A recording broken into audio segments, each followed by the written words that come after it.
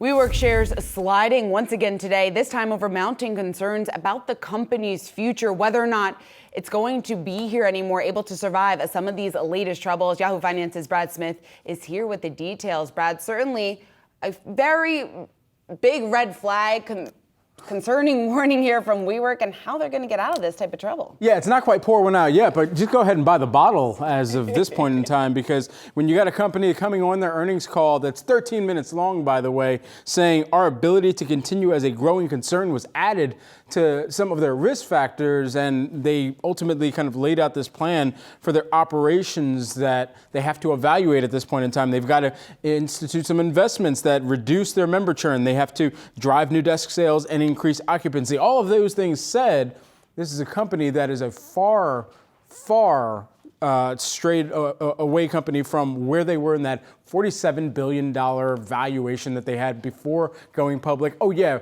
before they had to delay that public offering and then eventually went public as a SPAC in 2019. All of that played out, and we saw the ousting of then founder and then CEO at the time, Adam Neumann. But as of this point in time, new management team. You've got some new board updates that also got published this morning too, along with the results that came through and ultimately showed that there was an impact to the members, that member base moving lower, or the physical memberships at least, by about 1% year over year. That decreased. And all of this considered, the company had to acknowledge exactly where they are right now in this broader picture, in this mix. They talked about the future of work being complex, and sure, it is, but at the same time, it's never a good thing when you hear about a 30-year low occupancy rate, especially in this kind of corporate office realm, where that could continue to impact WeWork's ability to see net new customers come in some of their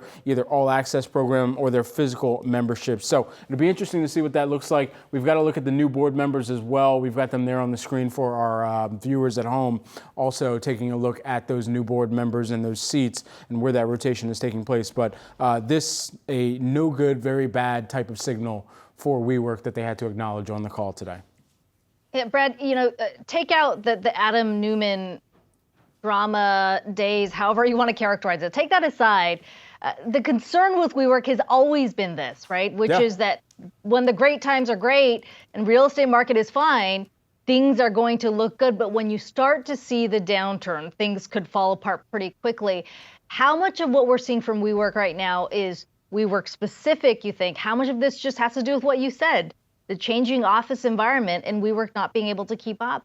Yeah, that was some color that they did add on the call, and particularly where they were also even beyond how they're managing through this in the environment that they find themselves in, where we all know that the workplace right now, it is like an amoeba. It's ever changing because you've got so many of the people that roll into a corporate culture that also have been able to democratize what that corporate culture is like by saying, okay, hey, we value being able to still work from home where possible. We value being able to have this flexibility to go between office to office. And so what they had to acknowledge on the call was not only do you have the real estate component of this that WeWork has to navigate through, you have the corporations that are reevaluating what office space actually means to them. And if that continues to change, then that could also continue to moderate exactly the type of footprint that they take on and the leases that they take on. Now, in one sense, sure, that might be able to benefit WeWork if you see them if these corporations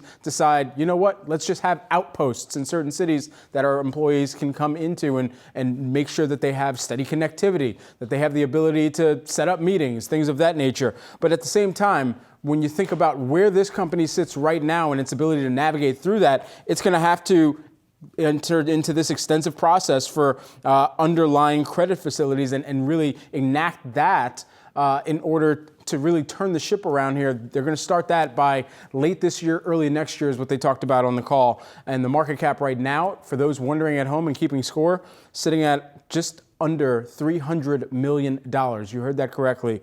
WeWork's market cap sitting under $300 million, a company that once had a $47 billion private valuation. Been trading under $1 a share since the beginning of this year, so certainly a spectacular collapse and lots of questions just about what this future is going to look like here for WeWork. Brad, thanks.